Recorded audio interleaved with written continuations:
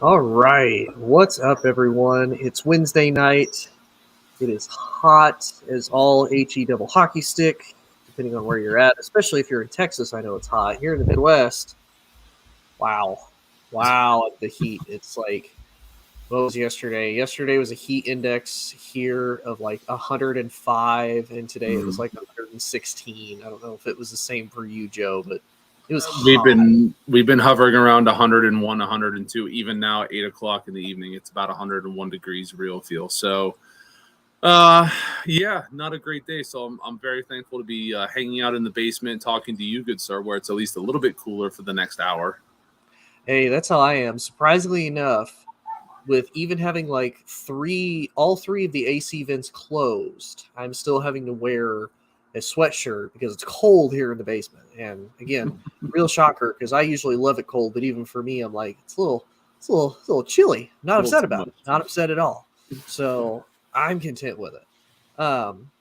But for everybody that's watching, we have good news. We have bad news. Good news is next week, Amon is scheduled to come back. So we will have the trio back together on Jawing and Balling once again. So we'll be Yeah, we excited will. about that. Bad news is you still got Joe and I tonight. So one more night, and then we get our dude. He's hopefully growing his long, luscious locks back out. We'll see. If not, Joe's got that covered for a little bit. He and I are both working on the beard currently. Look at So this. That's gorgeous. I That's know. Hey, gorgeous.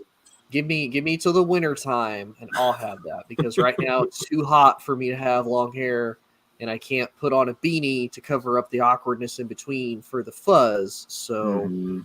wintertime I'll have the beanie on, I'll hide the fuzz, we'll be good. And then I'll have long As hair. always, I'm just going to have to carry the show. I mean, that's really all it comes down to. I'm really surprised. You're like 100 years old. I already know your back hurts, and now you're having to carry the show. So I know your back hurts really, really bad. So Mm-hmm. is what it is. But enough about us, though. Let's dive into what we really care about, and that's sports. So, big news that broke last week, and I think even this week. Um, the Big 12 is obviously, they expanded because OU and Texas are leaving. They expanded out. They recruited 4 teams of BYU, UCF, Cincinnati, and Houston. So all 4 of them will be joining the Big 12. However, they weren't scheduled to join until I think it was 2025, if I remember right. Right? It was the same year that Texas and Oklahoma were scheduled to leave, or was it supposed I to be soon? I believe it was 2025, but it also might have been 2024. But it was at least 2 years out.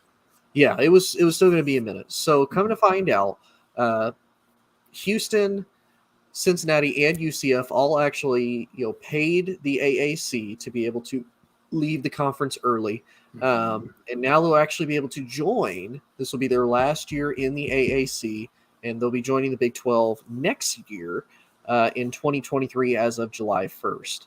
Uh, but Texas and OU aren't scheduled to leave until 2025 as of right now. Mm-hmm. And I think a lot of that is mainly due to in the AAC, it's not as popular, especially with football. They're like, if we lose them, not as big a deal. It's money, but we'll take the money. Whereas for the Big 12, you have brands like Texas and Oklahoma leaving you. They don't want to give up that money. So you're going to potentially be losing, the Red River Showdown, a lot of those TV rights that they're going to have to work with as far as the different networks, et cetera, et cetera. So with that being said, as of next year, the Big 12 is potentially going to be at least 14 teams. Joe, to you, do you think Texas and Oklahoma should try to, should they try to move to the SEC even sooner? Or do you think they should just stick it out with the Big 12 and just kind of prove, hey, yeah, we have these new kids coming in. They're not even, Power 5 material. We still deserve to be in the SEC.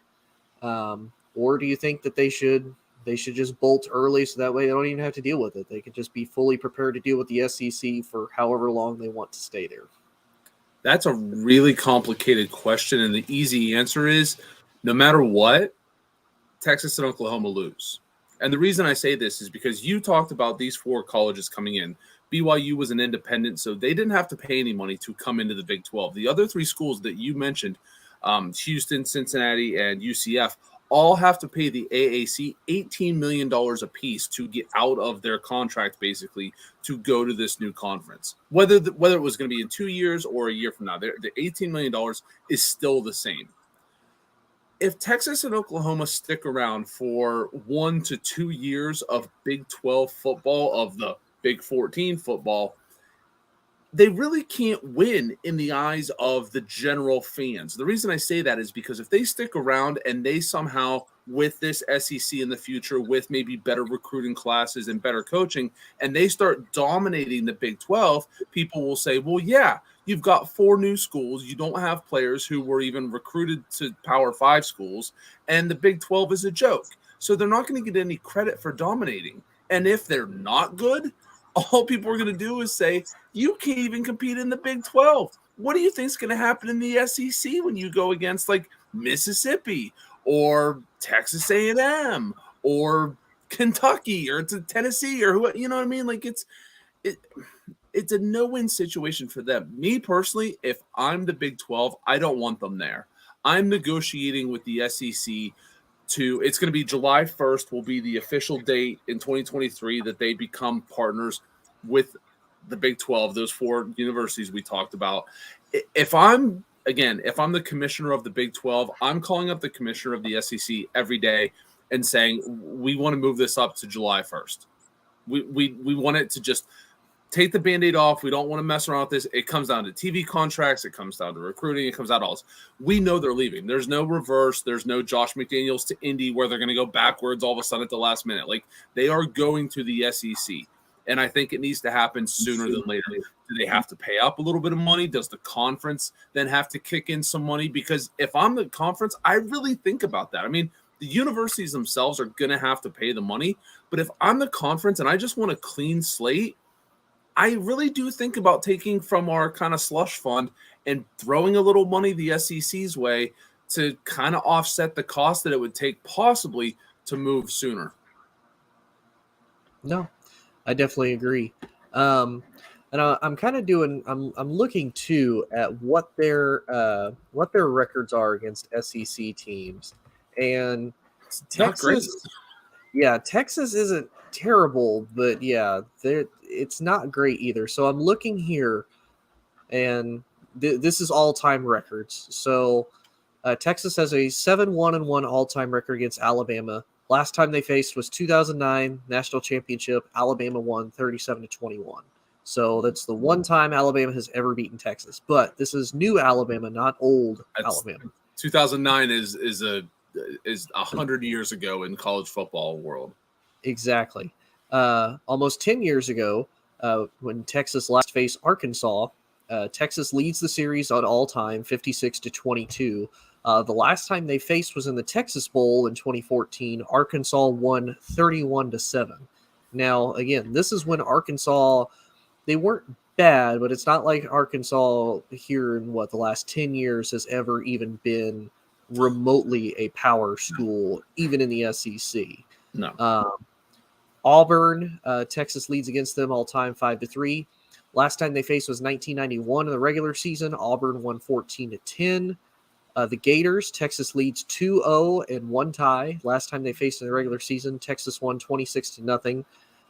Against Georgia, they're 4-1. Last time they faced was 2019. Texas won 28-21. So that's kind of impressive, but I mean, but 3 years ago, Georgia wasn't the Georgia we think of now. And you got to think about it in the Sugar Bowl, when it's like, okay, you're not playing for the national championship, so it's like, okay, how much does Georgia really care how much they faced? And they just don't. Against Kentucky, Texas has only ever played them once. That was in 1951. Texas won 7-6. LSU, Texas surprisingly leads the series, just narrowly though. They're 9-8-1 against LSU. Last time they faced them, LSU won 45-38. Against Mississippi State, they're tied. Last time they won was the Cotton Bowl in 1999.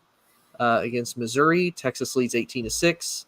Last time Texas faced them was in the 2017 Texas Bowl. They won 33-16. Again, also crappy SEC team. Doesn't particularly matter. Against Ole Miss, they're 6-1. Last time they faced them was 2013. So And the only one that has also a winning record against them is South Carolina, but they've only ever faced them once, and that was in 57, and South Carolina won. So Sometimes when you hear like announcers at football games and they say, well, when these two teams face off, throw the records out of the, we don't care about.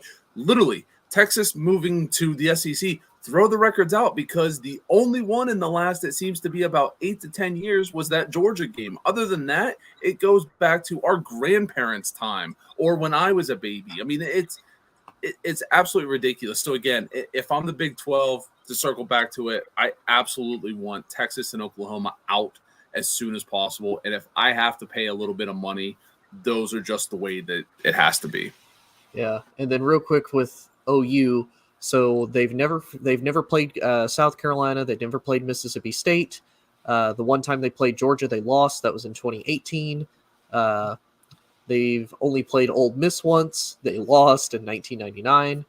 LSU, they've played 3 times. They've only beaten them once, and that was in the 2019 Peach Bowl. They've only faced Florida once. No, they faced them twice, sorry. Last time in the 2020 Cotton Bowl, and they won 55-20. Kentucky, they have a winning record against. Vanderbilt, of course, that's easy. Auburn, they're undefeated. Alabama, surprisingly enough, they're 3-2-1 against Bama. Mhm. Last win against them was in 2014. Last game they played against Bama, Bama won 45-34. Obviously in the Orange Bowl, that was an actual playoff game. Mhm. Against the Volunteers, they're 3-1. They last beat them in 2015. The Razorbacks, they have a very good winning streak against them, 10-4-1. Let's see. Last game was in 2002. So 100 years ago, like you said. 20 years ago. 20 years ago. Yes. Against Texas A&M, they're 19-12. Last game they played was in 13, and the Aggies won. And then against Missouri, they're 67-24. Last time the Sooners played them was in 2011, and they won 38-28. Yeah, I talked about this. Texas reminds me a lot, literally, ironically enough, they remind me a lot of the Cowboys. Back in the day, Texas was the team. Like, if you want to look at, the Alabamas, the Ohio States, the Clemsons of years past, it was Texas, USC, Michigan, Notre Dame. Like, those were the teams that you beat. Now, no, it's, to me, like you said, they would almost be in a winning situation if, and even then, I could still honestly say they're in a losing situation. If Texas and Oklahoma decide, you know what, we don't want to move to the SEC. Now we feel that we have competition. But that's only if, like you said, that's only if you can then dominate the Big 12. Now, the only team that really has here lately has been Oklahoma. So, yeah, if you dominate, okay, for Oklahoma, okay, you continue to do what you're doing. For Oklahoma, they want another challenge, but it's like, I don't think the Big 12 is for you, but there's really no place else I could see Oklahoma going that would fit, because they're not an ACC team to me. They're not a Pac-12 team. They're not a Big 10. I mean, they could maybe pull like a Nebraska and try to go in the Big 10, but again, it doesn't feel right. Like, you know what I mean? Yeah, I'm going to give you a quick baseball analogy. I know you're not a big baseball guy, but basically Oklahoma is tired of being the best AAA hitter in baseball, and they want to be an average major leaguer, because they know by going to the SEC, even though they get a lot of clout, they get, they've been to the football playoffs a couple times, they do, but they're still a laughing stock. When they get into the playoff, what's the joke? Oklahoma's going to get beat because they don't have any defense. What happens? They get beat because they don't have any defense. So at least if you go to the SEC, you're riding on the coattails of all these successful programs, of the Alabamas, of the Georgias, of the Texas A&M, things like this. And you're at least going to have a buffer to come up. And you are going to bask in the glory of the SEC. I can't believe I'm saying that. I just want to choke. But you're also going to bring in the money, because Oklahoma as the number one attraction for the Big 12 is not as good as Oklahoma as the 5th or 6th attraction in the SEC. It's just not. Yeah, I definitely agree. And it'll be, I mean, I'm still excited for it. I think the games will still be entertaining. Kind of like you said, they want to be average. But you look at how top heavy the SEC is. Even at their worst years. Okay, so like you said, we'll take out Bama, we'll take out Georgia, we'll take out LSU, we'll take out Texas A&M, because I would say those are your top 4 teams generally in the SEC. Yeah. So who does that still leave? Florida, who 9 times out of 10 almost always gives Alabama a run for their money, their SEC counterpart, and Florida is usually pretty decent. I mean, they haven't been in the championship talk for a while, but they're still decent. They're 2 recruiting classes away from flipping at any moment. Yeah, Florida's almost always very good. Literally, they were just on the tip of my tongue, and they went away. Damn it. Florida. Here's another one. Son of a. I mean, Ole Miss. Auburn. Yeah, Auburn. Yeah. Old Miss. I would say more here of lately. Yeah, here of lately. I say Auburn mainly because of like the Iron Bowl, mainly because that's their biggest game, and again, one of the few teams that can almost always take Alabama to the absolute brink of fighting them tooth and nail. Arkansas, kind of bottom feeder. Vanderbilt, obviously their punching bag. Kentucky punching bag. South Carolina punching bag. So it's like, again, you're in that 5 to 7 range. Yeah, like you're really going to have to struggle. And again, now you have to face other contending SEC teams that we've talked about. You take some of these other SEC teams, put them in the Pac-12. What do you how do you think Florida would do if they were in the Pac-12? They probably pretty great. Yeah, they'd probably be pretty favored to win the division damn near all the time. Or put I'm not going to say South Carolina in the ACC, but put Auburn in the ACC. How do you think they do? There's a cupcake schedule for Auburn if they go to the ACC. So, yeah, it's going to be. I think it's going to be rough for them again. I'm excited. It'll be interesting. It shakes up the college landscape. But yeah, I'm going to be really interested to see how it goes. Honestly, again, they would never do it because I know they want to keep the rivalry. And again, it's not a win-win. I don't see why at least Oklahoma doesn't go to the SEC and just keep Texas. Do like, Iowa and Iowa State. Like Iowa went to the big, Iowa's in the Big 10, Iowa State's in the Big 12. You have that outer conference versus conference rivalry, and you keep it. I mean, they haven't been opposed to doing it before. Yeah, in all honesty, I think it comes down to Texas A&M. I think it's the fact that Texas A&M gets a lot of the clout for being in the SEC and that they're mentioned in the names with the big boys, and Texas is not. And that sucks. If you're Texas, I mean, whether you want to compare them to the Cowboys or whatever, it's kind of like I'll give you one more example because I know we need to move on. To me, when I think of Texas now, like the Cowboys is a really good one, especially both being from Texas. I think of the name Mike Tyson.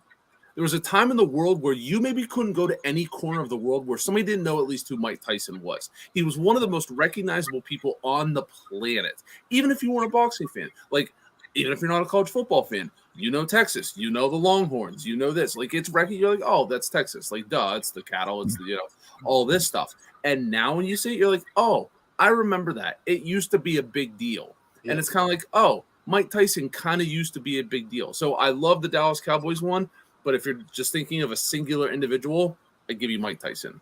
Yeah, no, I definitely agree. All right, so kind of keeping with the NFL.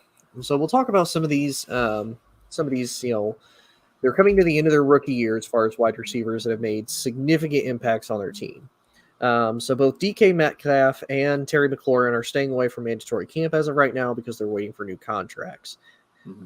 Should this concern teams going forward with younger guys demanding more money and trade sooner? I don't think so. To me, the only people this should ever concern, and it's not anybody in particular, it's the people that wait until the end. Those are the people that should be concerned.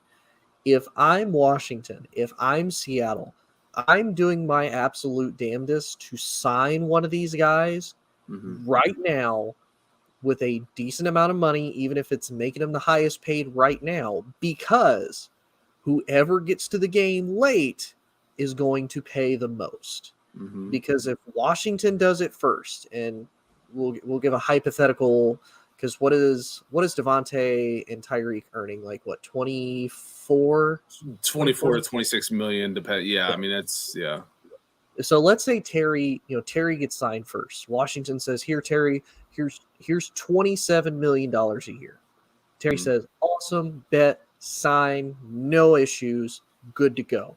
Now, if you're Seattle, you're kicking yourself in the butt because you're going, "Oh crap, they gave Terry 27, so now we got to give DK either 27 million and like $1 because we'll treat it like Price is Right, or you got to go even bigger." And DK is going to be like, "Nah, man, I need an extra million. It's got to be 28 million." So now, if you're Seattle, you're kind of left hung to dry because, oh crap, now we got to pay this dude 28 million. When if we would have signed him first, we could have got away with signing him for 27 million, and it would be no big deal. So that to me is what is really the loser. As far as teams being concerned, I don't really see why it should be a big deal. It's something that's a part of the norm. Like we see it all the time. Once one does it, then the dominoes fall. Look at Josh Allen. Josh Allen, what did Buffalo do? They signed him early so they don't have to deal with, hey, what did Dak Prescott get? A crap ton of money. What did Mahomes get? A crap ton of money. Now, if you're Baltimore with Lamar, and we'll touch on that here in a little bit, okay, now they're screwed because you're looking at what, 42, 43 million a year at least for Lamar? Possibly more. Yeah. Maybe even more, because look at Aaron, look at Deshaun. It was like, Aaron signed his deal. Deshaun said, "Nope, I want more than that." Okay, here you go. So I very easily see Lamar doing the same thing. And again, it's just part of the business. You just can't be the last one holding your bag open, hoping like, please don't do it. Please don't, because it's such a rarity now for what a lot of us would probably have considered like team loyalty. Like, look at how long Jason Witten stayed with Dallas. Like, he didn't have to. He could have very easily gone out and earned more money, but he said, "No, I like where I'm at. I want to stay here. I'm going to just take what they give me, and I'll be good to go." Like, do you kind of agree, or do you think that this is going to be something teams should be worried about? I think it's something that teams have been worried about for a while, and I think will continue to be. I mean, let's not forget. Let's look at some of the names that were traded or rumored to be traded this offseason. Marquise Brown, coming into the last year of his rookie deal, first-round pick, traded from Baltimore to Arizona. Everybody's kind of like, well, that's kind of crazy because you're giving up draft capital and all this. It didn't work out. He didn't demand a trade, but obviously they didn't figure he was a good fit. A.J. Brown demanded a trade from Tennessee, gets traded to Philadelphia on draft night, and signs a huge deal because he wanted a bunch of money. I think the thing that you really have to concern yourselves with is when you have a really good to great wide receiver with an average to below average quarterback, because those guys not only want to put up numbers, they want to get the marquees on them. They want to look, okay? That cannot usually happen. Like, Terry McLaurin, I think, is one of the best wide receivers in the NFL. But if you look at him statistically, Terry McLaurin is probably not as good as Amari Cooper in the last 2 years. But I would put Terry McLaurin over Amari Cooper. But if you look at the numbers, because of the quarterback play of who he had. So I think it's a big issue when you have, again, A.J. Brown. We talked about, like, A.J. Brown might be the best wide receiver in the league. He had Ryan Tannehill at quarterback. Eventually, that gets tiresome. Like, are you the number one guy because you're bailing out your quarterback, or because you work in synergy? Like, you could argue he's not a wide receiver, but somebody who caught the ball. Gronk and Tom Brady perfectly meshed together. Tom Brady, great accuracy. Gronk caught everything that came in his way. So, again, they blended together really well. You see some of these top guys who, I mean, again, you're a Dallas fan. What did Amari Cooper do? Let's go ask Skip Bayless. He saved Dak Prescott. He revived him. He got him his money. And then Amari Cooper did not live up to the contract that Washington was going to sign him to. Dallas was like, well, we can't let this guy go, and do it. And now they're trading him away for a 5th and a 7th round pick. I mean, if I'm NFL front offices, I am concerned, number one, with building my offense around one guy, around the guy. Like, I am. It's the reason San Francisco is stressed about this Debo situation. Ron Rivera came out and said Terry McLaurin will not be traded. He can't wait to get a contract on all this. That's fine, Ron, but you're not in the front office. You may want him there, for Carson Wentz, and I think that's actually a good fit, but you don't know what's going to happen. And we also don't know what's going to happen 2 years from now when Terry McLaurin is tired of Carson Wentz overthrowing him, underthrowing him, insert your issue here, and wants out. So, again, I'm not saying you shouldn't draft wide receivers because, believe it or not, they're kind of essential in the NFL in 2022 and moving forward, but I'm definitely concerned. I mean, think of it this way. We think of Randy Moss leaving the Vikings to go to the Raiders, right? Do you know how old he was? He was 28 when that happened. He essentially had a almost Hall of Fame career when that happened. And we think of him kind of going to, at that time it was Oakland, to kind of die, and it was over. So when he gets traded to New England, he's going into year, almost 30, and then he revives his career, which was then over just a few years later. Yeah. So Amari Cooper's 27. Terry McLaurin's 26. Like, these guys, Randy had signed his rookie deal with Minnesota, was in another deal, and then moved on. Some of these guys aren't even making it to the fifth-year options or to the end of their rookie deal for the guys who were second rounders and beyond. So it's definitely worrisome. And like you said, DK Metcalf, Terry McLaurin, all these guys, Deebo Samuel still kind of on the fringes there. I mean, look at Tyreek Hill. Tyreek Hill had I don't want to say a perfect situation. He had an ideal situation in that Kansas City offense with the Kansas City play callers, with that Kansas City quarterback. Let's not mince words here. And he's like, I want money. I want money, money, money. And I want the shine, because it was always Mahomes and Kelsey and him. Now it's him. It's not two in him. It's him.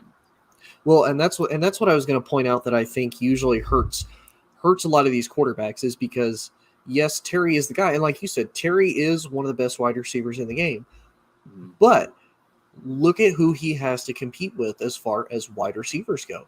He's really the only one. Like, other than him, I can't name another Washington wide receiver off the top of my head. I just can't. What, Mims? I can't, but yeah, it's Curtis Samuel. They signed him for agency. He was hurt last year. Yeah, so it's like I can't really even include him yet because it's like he hasn't been on the freaking field for 5 minutes. It's like I don't remember that you're there. I don't even remember that you're in the league. Like that to me is where when I look at some of these guys, it's like, yeah, you're the guy, and yes, you can get the money, but it's like, how are you the guy? Like, at least Tyreek, like you said, Tyreek wanted the money and he wanted a chance to shine because Mahomes and Kelsey are making moves. Nicole Hardman. Who's the other? Byron Pringle. These guys are making plays even while Tyreek is there. Terry. And I've kind of noticed this as a pattern. Even look at Amari. Look at that wide receiver room Dallas had before Amari got there. Michael Gallup in his rookie year, so he's the only one. You had an aging Cole Beasley. You had Allen Hurns, who was not bad. He was overpaid. And then, okay, now you bring in Amari. Okay, now we have a true number one guy. Gallup can be a little bit more open. Cole can still be in the slot. Like, this is still a contending team. Then as you get other wide receivers, all right, well, now we don't have to target Amari as much. Amari doesn't have to work as hard because now they have Gallup, who's developed more. They have CD Lamb, Cedric Wilson, etc. And that's just Dallas. Look at DK. DK has still managed to shine, and he has Tyler Lockett on the other side of him as well. Terry doesn't really have anybody. To me, what I think also happens is while these guys are still young, they do get the respect. Like, people still acknowledge that Terry's a good wide receiver. Nobody's just going to leave him uncovered.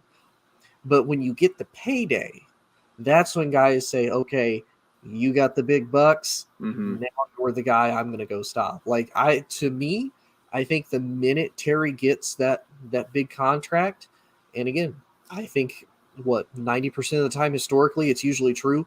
Once those guys get those big contracts, what happens to their stats? They usually come down. Yeah. I mean, now, yeah. And sometimes that's consistent. Sometimes it's not. Sometimes it's just hey, I got to get established. We got to get something going here. Maybe, like you said, maybe it's just crappy quarterback play. Like, I got to get in a better situation than what I'm in currently to be able to move forward.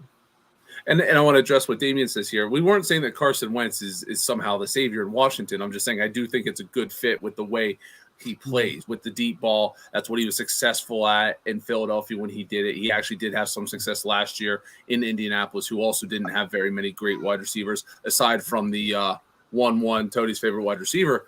But it was the simple fact that when you pay these wide receivers or you draft these wide receivers, you really want to try and hit your quarterback and get it stable. You don't have to have a top 5 guy, but you have to have somebody of stability. That matters. It really does. Because I'll give you a quick example, and then we'll move on because I don't want to harp on this.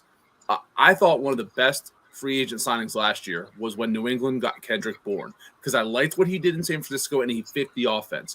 You had Mac Jones in his rookie year, who started from the very beginning. There wasn't any QB shuffling. He didn't suffer from injuries. They weren't going in and out, kind of like the year before with Cam Newton and then getting sick and Stidham and Hoyer and all this other stuff.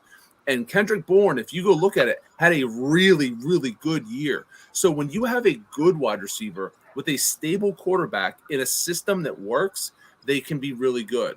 When you take another step up where the quarterback is better or the wide receiver is better, because Terry McLaurin is better than Kendrick Bourne, if Carson Wentz can be better or on par with Mac Jones, then you can see another level of Terry McLaurin and some of these other guys. And you're going to see it up in Seattle too with DK, whether it's Geno Smith, Drew Lock, or they bring somebody else in. Yeah, which, according to reports right now, Geno's beating out Drew Lock, which that's not surprising. He's the veteran. He's been in that system for 3 years now. He, again, got thrown into the fire early on. He was a second-round pick for the Jets. Didn't necessarily have a terrible time with it. He got him to, like 8-8 maybe?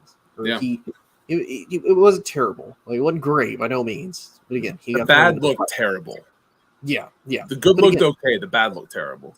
Yeah. So I think that's smart for them. They have a veteran guy. Geno knows he's the transition guy. He's not a starter. Geno's 33 now? Something so like it's that, like, yeah, it's like you're not going far, but it's better than nothing, and it's obviously significantly better than Drew Lock. And they didn't have to reach for another one of the rookie quarterbacks because they didn't really seem like they cared for the quarterbacks in these drafts. Which again, I get. I'm not exactly upset about them with that. So, and we kind of mentioned it earlier. So Lamar and his mother are actually negotiating his contract. And so he doesn't have an official agent. So, kind of like we talked about, what should Baltimore offer Lamar, or counter what should Lamar ask for? Because again, if we look at, who he got drafted with, and he, ended up getting drafted, they traded back into the first round to get him. 32nd pick. Yep. 32nd overall pick. So let's see. Sorry. No, it's okay. Well, while you're doing that, but while you're looking that up, you tell me your thoughts while I'm looking for who he was drafted with at the time. Well, I can tell you he was drafted with Baker Mayfield, Josh Allen, that draft class, but you can get to find other ones. Before we get into the details, I want to bring up some other players who have worked on their own behalf with getting contracts. And I want you to tell me if there's something that you notice with a lot of these. DeAndre Hopkins, leaving Houston, signs a 2-year extension with Arizona, 2 years at $54.5 million. Richard Sherman, after leaving Seattle, signs with San Francisco, 3 years for $27.5 million. Not bad for an aging quarterback. Jacoby Brissett, backup quarterback, when he signed with the Colts, signed for 2 years for $30 million. Russell Okung, the offensive lineman, formerly of Seattle, when he went to the Chargers, signed a 4-year, $53 million contract, and also got half of his 2020 pay in Bitcoin, if you can remember that story. Laramie Tunsil, the really talented offensive lineman, came from Miami to Houston, signs a 3-year, $66 million extension. Bobby Wagner did it twice. We have a double dipper here. He did it with Seattle when he re-upped for 3 years and $54 million. And then just this offseason, on his representing himself, signs with the Rams for 5 years, $50 million. Now, again, a lot of that's funny money and stuff, but there are guys who got paid. But think of this. Bobby Wagner, Russell Okung, Richard Sherman, DeAndre Hopkins, a lot of West teams. This seems to kind of be a middle-of-the-road Western thing. So I don't know how that works. But to get back to your point, if I'm Baltimore, what do I offer Lamar? If I'm Lamar, what do I want? I'm going to throw numbers out there. These are numbers based on the market. These are not what I necessarily believe he should get, but based on the market, if I'm Baltimore, I call him, I call his mother, I talk to them, and I say, listen, this is our deal. We're going to offer you a 6-year deal worth $300 million with $250 million in guarantees. We are willing to go above Deshaun Watson's 230. There will be incentives. There will be game incentives. There will be other incentives. It's going to be something similar to the Mahomes 10-year, $500 million deal. But we're going to make you a $50 million quarterback. But we're done. We're not. This is our one-time offer. We're not coming back to negotiate. We're not coming back. No. It's yes or no right now. And if it's no, we are willing to let you walk and test the market because we don't believe that you're going to get something, a team that values you, that uses your skill set to the best benefit that you have right now than what we're doing right here in Baltimore with that money. So if I'm Baltimore, I do it. And if I'm Lamar, I have to take a real long, hard look because 6-year deals are not being tossed out anymore. And I know there's definite worries about him breaking down and stuff. But if you're Baltimore, you have to look at yourself and answer 2 questions. Can we do better? And how much will it cost? Okay. Well, so I did look at the draft class that Lamar was with. So, and this article is from 2021, so obviously a little bit of this has changed. So you have Baker Mayfield, who actually has done pretty well. And again, this is in 2021. So his first 3 years with Cleveland, not including this past season, he joined Peyton Manning and Andrew Luck as the only players in history to record at least 3,500 passing yards and 20 touchdown passes in their first 3 seasons. He's thrown the most touchdown passes in his first 3 years of the Browns, passing Otto Graham, who had 70, and third most touchdown passes behind a number 1 overall pick in his first 3 years behind Luck at 86 and Manning at 85. So out of that, not terrible. Sam Darnold is probably the second worst out of this, and second because there's another name that comes shortly after him. I know who it is. Right. Sam Darnold, obviously not great, got traded to Carolina, continues to not be great. Then you have Josh Allen, who, again, fantastic, ended up actually getting quite a big payday himself. And then you have Josh Rosen, who, of course, it's going to be a mistake for all the other quarterbacks drafted before him. Mm-hmm. And then you have Lamar. Mm-hmm. If I'm Baltimore, and the reason why I would even begin to ask this is because we've seen this time and time again, and Baltimore just did this again. This is 10 years ago, so like 3 million years, in football. I would ask Lamar, what do you want most out of the NFL? Mm-hmm. What do you want most? Do you want a ring or do you want money? Because if I'm Baltimore, this is legitimately what I would tell Lamar. You've been our starter since basically 2018. Like, you kind of filled in for the back half of Joe Flacco at the end of his career. Mm-hmm. You filled in, you did fantastic, and you've continued to do fantastic for the last 4 years. But name me the biggest free agent wide receiver that has come to Baltimore and said, I want to play with that guy.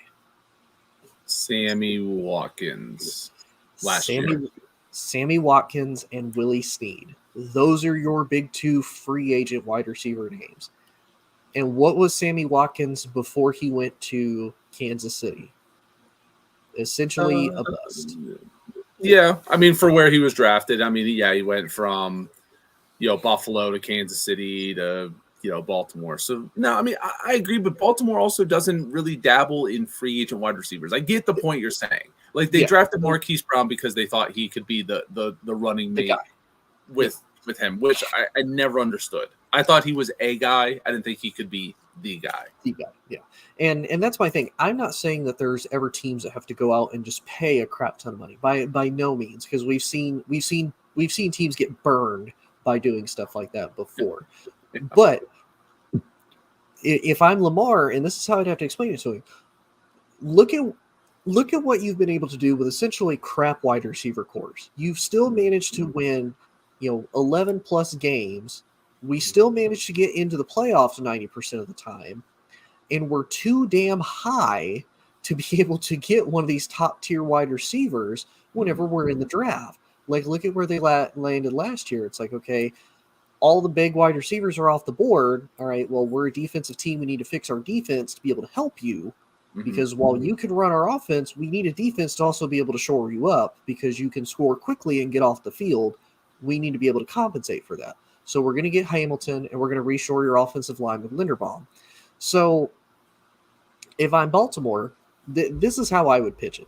Look, we don't dabble a whole lot in free agency and free agency wide receivers. But if we can get a big free agent guy, so say hypothetically Terry can't get a deal done with Washington, and maybe Washington's like, all right, Terry, go test the market. Baltimore comes in, hey man, we'll pay you. We'll pay you $29 million. How's that sound?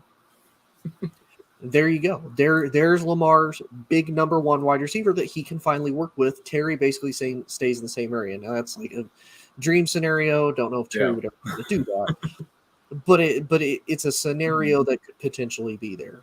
And a lot of people had even talked about it a couple years ago. Not a lot of receivers want to go to Baltimore, not because of the weather, not because of the team, but mainly because if you're being a wide receiver for Lamar, your stats are going to go down. You're going to have to block a lot more for Lamar because he's a runner. Now, I will say to your point, there is one team actually, two actually, that I think could make Lamar work if Baltimore doesn't pick up his option. And they're going to be two teams that surprise you, but surprisingly enough, they're in the same damn division. Ooh. So you want to take a guess? God. If I had to guess off the top of my head right now, I would say Seattle and San Francisco. Close. San Francisco and LA. And the reason why I say that is because out of the quarterbacks recently, in the last 10 years, who would you compare Lamar the most to as far as his skill set, his ability to throw the ball, read defensive, and use his legs? I would say probably like a right-handed Michael Vick or a man. So to me, I picture like a 2012 RG3. Like when RG3 was probably at really his peak in the NFL was sadly his first year, yeah. And guess who RG3's offensive coordinator was that year? Sean McVay.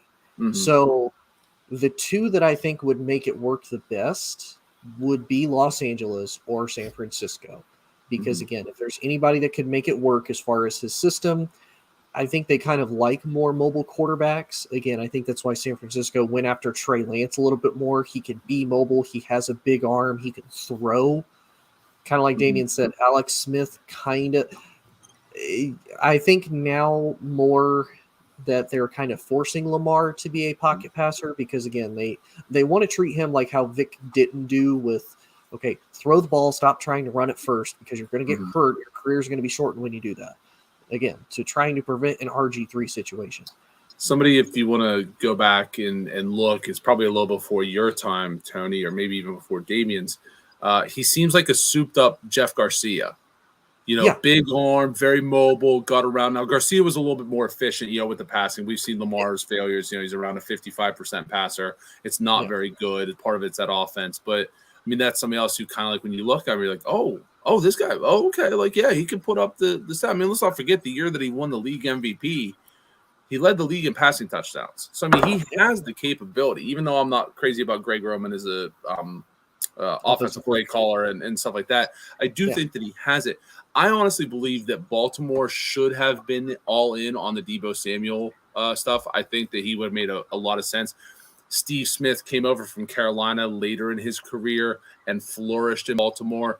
He had an attitude. Now, I know Deebo said he doesn't want to be that runner anymore, which is fine. I don't think he had to in Baltimore. But if this Debo thing doesn't get figured out, I think next offseason Baltimore should be looking and saying, we need to go all in. We need to get a guy who can catch the ball, who can make tough contested catches like a Mark Andrews, but we actually need a wide receiver to go with it. Like, you just can't have speed everywhere. You have to have attitude.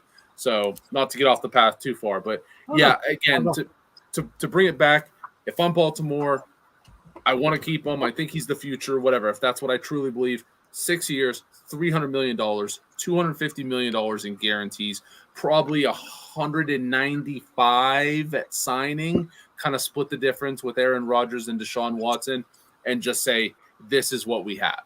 This is what we're going to offer you. Take it or leave it. But again, I'm not haggling with him. I'm not doing this. I'm not, because Lamar has at times shown bits of immaturity, and I'm not even talking about the vaccine and stuff. That's a separate issue. But some of the stuff he did, recording, like going 140 miles an hour driving, showing off his watch, just some of the stuff that he said and done, again, levels of maturity where it's like, dude, if I'm investing all of this money into you, you've got to give something to us. And I'll be honest, we've seen Baltimore overpay for a quarterback before. Look at Joe Flacco. Joe Flacco, and they had to eat that deal all the way basically until they drafted Lamar. And what were the Ravens that entire time? Average. 2012 was the last year they won that Super Bowl, and then after that, they were an 8-18. They were average the entire time. I think they had one losing season. I think they were like 7-9 or 6-10 or something like that. Like, it wasn't terrible, but it was also like bottom out. Yeah. Yeah. But it was like, really, Baltimore? Like, that's not like, that hasn't been you for like the 20 plus years you guys have been a decent franchise. Like, what the hell? And again, I'll finish up with this and then I'll be quiet. If I'm in that situation, because a lot of the same people are still there. Ozzie Smith is not the same, or Ozzie Newsome is not the GM, but he's still around the facility. Steve Bisciotti's the owner. Same people. I look back and I say, did we really think Joe Flacco could take his play to another level that would have made this deal worth it? In hindsight, no. Probably at the time, no, but you had to do it. Can Lamar become – I'm asking you also, can Lamar become a better quarterback in the NFL? I believe he can. I think he's going to keep his physical skills. I think if he really works at it, he can become a more efficient passer. So that's the question. If you're Baltimore, you're asking yourself, let's forget about Joe Flacco. Can he make it that he's worth this money in the long run? And I believe he can. Yeah, I think he can. Again, my big thing, if I'm Baltimore, I'm asking, what do you want most? Because like you said, if things don't work out with Debo, if I'm Baltimore, I'm on the phone. But you can't pay everybody top dollar. Like, I can't pay Lamar a crap ton of money. I can't pay Debo a crap ton of money. And then again, what has Baltimore been known for the last few years? Defense. They're always a defensive first team. Now, they're not like the Bears, which again, I hate bad mouthing the Bears, but it's never been like we're only defense, but that's been kind of their primary focus. So it's like, again, you look at the years after Flacco signed, it's like, okay, Ray Lewis retired. They were lucky enough to get Mosley, but they had to let him walk because they couldn't afford him. Ed Reed walked because A, he got older, B, they couldn't afford him. So it's like you missed out. So yeah, you kind of slowly have replaced guys and you've redrafted them. But again, these guys are, Patrick Queen is going to want money eventually. It's like, look at Marlon Humphrey. Yeah. Probably going to want another payday eventually. It's like, these, Jimmy Smith, like these guys are going to want money. And if you have it all tied up in Lamar, it's, I don't know if it's going to happen or not. Welcome to the world of professional sports, man. It's tough, and especially with salary caps. I mean, the reason so many people have shows and podcasts about the NFL and the NBA is because they mirror themselves in so many different ways when it comes to the salary cap and it comes to about team building. Because you look at these superstars, and when we think of superstars in the NFL, we think of quarterbacks and all the money they eat up. It's the Aaron Rodgers. It is the Patrick Mahomes. It's the Matt Staffords. It's whatever. Prescott. And the Dak Prescott. So they're the ones we talk about and compare. So it's a really, really, really, really interesting situation in Baltimore. Yeah. And again, as much as I don't care for the dude, I've never been able to argue his business stance with Tom Brady. It's like, it's hard to say, oh, well, you need to be like Tom. Like, you need to be able to have, 6 Super Bowls, be able to work with whatever we give you. But at the same time, Tom took less money. And again, this is why if I'm the owner, if I'm the GM of Baltimore, I'm going to ask Lamar, what do you want most? Because again, that's how I would approach it. Now, would I probably be a good GM? I don't know. But that's how I'd approach my players is, do you want money or do you want to win? Because and that's what I think is, because it's like, okay, I don't like, if you want to get paid, I'll pay you, but don't be pissed off when we don't win, because I can't get other stuff around you to work with you. Like, I can't, like, as a grown man, as an adult, I can't look at you and be like, hey man, I'm going to give you $29 million. And then, you tell me, hey, you need to go get this free agent. And then he looks at me and says, well, you need to give me 30. Be like, no, I can give you like 10. It's I can't do that. Now if you want to go negotiate that, you go negotiate it, and then you have him tell you, no, man, I can't do that. You do it. Like, here's the keys. You be the general manager. You figure it out. But, and I know usually that's not my job. Okay, well then my job is to sign you or have you walk. Your job is to figure out what you want to do. Do you want to play? Do you want to win? What do you want to do? Do you want to get paid? What do you want to do? Yeah. That's fair. I want to address Damien's question here real quick because I know there's a topic I really want to talk about at the end here. Speaking of football players and teams, what are your all's thoughts on Julian Edelman saying if he comes back, he would want to play the Pats again if the money is right? First off, I don't know if this is Lennon. I don't know if you're Lennon's brother or a good friend of Lennon, but no. He had bone on bone. He's a wonderful player. He's going to be a Patriots Hall of Famer. I loved watching him play. The flying squirrel, he's a blast. At this point, absolutely do not need him or want him back. He's great with the media. I think he's going to do great on a podcast or in a studio show. But Julian Edelman, as the ambassador for the New England Patriots, representing the All Sports All Plays Network. That's right. I said it, Pride. I say no, thank you. Yeah, it's one of those, if you're not a Patriots fan like myself, I don't really care. Please go for it. Go get your slot wide receiver that can run like a 7.4 40 time that Bill Belichick loves, because God forbid you find anybody that can with speed. This is why I took the question. Exactly. That can catch. So it's like, but also to Joe's point, why come back? He's what, 35, 36? Something like that, yeah. He's been out of the league for what, a year? Yeah. So it's like, yeah, you can come back, but why? Like, why? For what? They're not really contending. Like, you lost Josh McDaniels. It'll be interesting to see how they do. No, I'm not saying that they're going to be garbage, but let's face it, this is not the Patriots of old. Like, who should be favored to go to the Super Bowl? Not New England. No. But we will move on to the last topic, though, as far as the NIL and coming to a partnership with NIL deals. I think that's the one that you wanted to talk about the most, right? Yep. Okay. So, and obviously they have it with 100 universities and 200 plus athletes. Do you think this is the smartest way the NIL has been implemented so far? What do you think, Joe? Yeah, and in case anybody missed it, Tony's talking about Fanatics and Topps trading cards. They're basically reached a partnership with, like Tony said, it's over 35 different universities, mostly Power 5 schools, over 200 separate athletes to get trading cards. Because I don't know if you know this, the trading card business is regaining. It was huge when I was a kid. Baseball cards were a huge deal. I had the biggest collection of baseball cards in my county. It was actually registered with the local police department in case it ever got stolen. That's how big it was. So, wow. And again, I was the terrible kid and I let things fall apart. But what I'm saying is people collect this now, and this gives real industries. We talked about NIL. We've talked about it numerous times on the show, where it's kind of the funny money and where's the actual tangible stuff that's happening. Well, when you pay somebody for their likeness on a card, that's a big deal. People can buy that. They're buying a piece of the player that the player is willing to give to them. That's pretty cool, because there are kids who look up to these athletes. And when I say this is not just college football.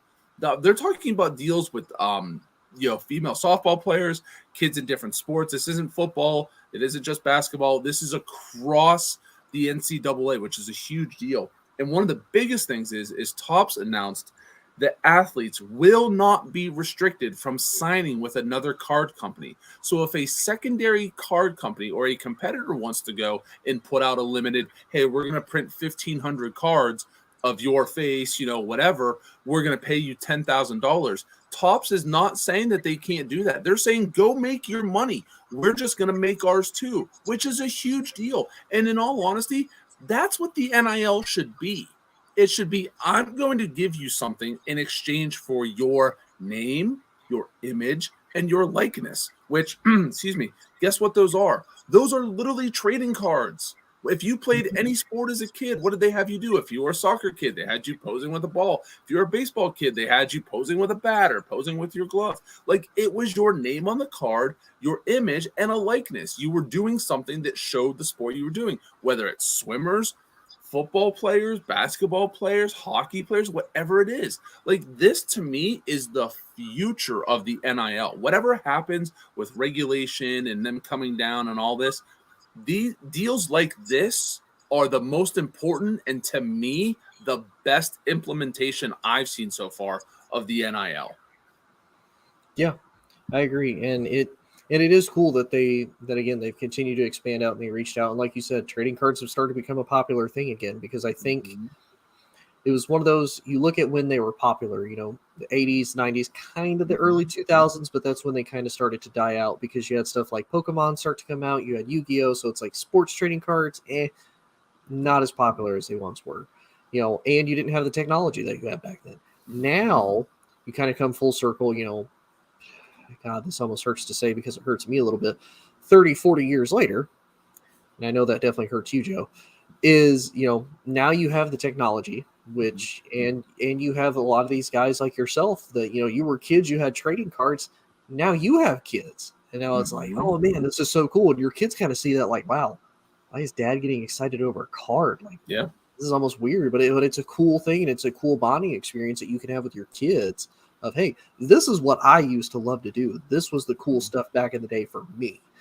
And again, it's one of those also, as some of these kids kind of get younger, they see some of this stuff, from pictures, stories that you tell, everything like that. They're like, oh, I kind of want that. That seems really cool. And then they get an interest in it. So I think it's cool. I do think it's cool for the name, image, and licensing. Again, it helps kids get money.